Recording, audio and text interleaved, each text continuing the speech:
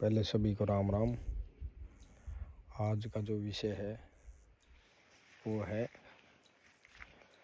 आयुर्वेद में वात पित्त कफ को देख करके किस प्रकार चिकित्सा की जाती, किस प्रकार से दोष को जाना जाता है। वात पित्त कफ है क्या?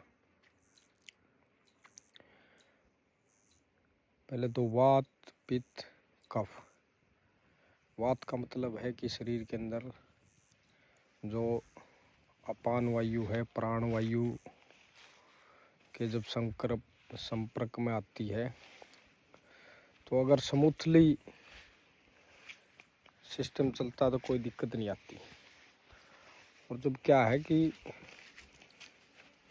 जब वायु दूषित हो जाती है, मतलब वायु का संचरण एक तरह से शरीर की कोशिकाओं में कम हो जाता है, तो उसमें वात रोग का जन्म होता है। पित्त क्या है? पित्त है शरीर के अंदर, मतलब एक मोटी देसी भाषा मान लिया जाए तो शरीर के अंदर हीट बढ़ना। और इसी तरह है कफ। कफ के अंदर क्या आता है? शरीर के अंदर ज़्यादा शीतलता हो जाती है।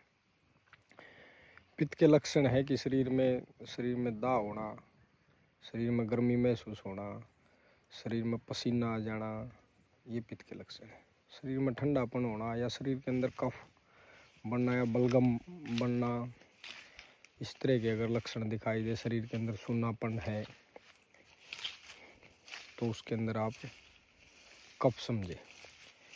वात रोग में क्या है कि वायु का अवरुद्ध होना, जैसे कि मतलब पेट फूलना या और गैस ज़्यादा बनना, ये है वात के लक्षण। वायु अवरुद्ध होकर के जो शरीर के अंदर विकार उत्पन्न कर देती है, वो एक वात रोग के लक्षण है। और फिर बड़े बड़े आचार्यों ने बताया कि वात पित्त कफ का अनुमान लगाना इतना मुश्किल है कि जितना ब्रह्मांड में सूर्य और चंद्रमा की स्थिति का अनुमान लगाना मुश्किल है।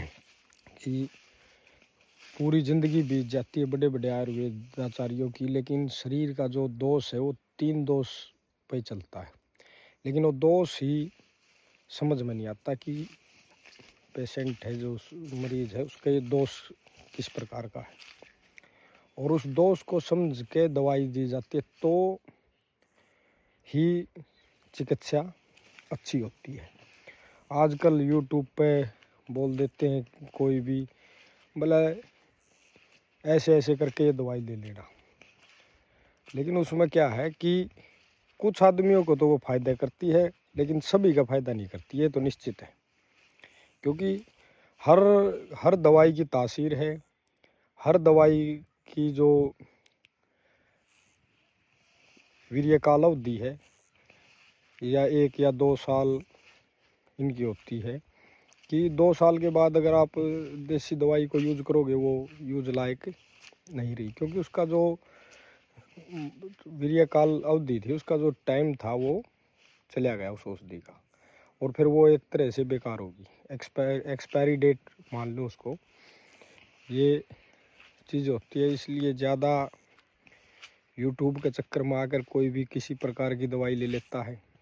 भाई अदरक पीस ली, फलान पीस ली, देव पकड़ पीस ली, लेकिन उस पेशेंट को आराम नहीं हो पाता।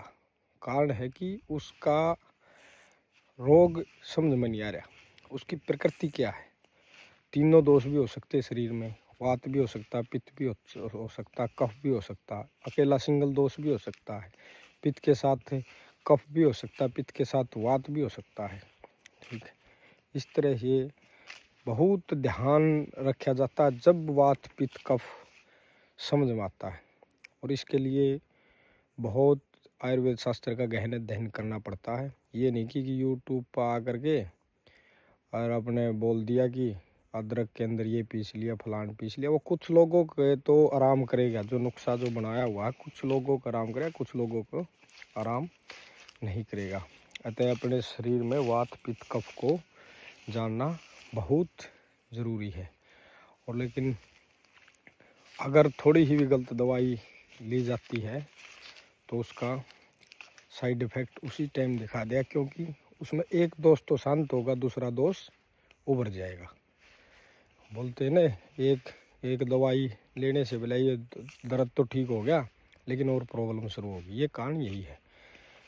अब मैं किसी के घुटने में दर्द है, वो पेन किलर वगैरह तो ले लेता है, लेकिन वो पेन किलर वगैरह कुछ समय के लिए हैं, फिर उसके बाद लीवर पे इफ़ेक्ट कर दिया, गुर्दों में इफ़ेक्ट कर दिया, हर जगह वो बीमारी को बढ़ती रहती है। इसलिए वात पित्त को कफ को जानना ज़रूरी है। जय हिंद।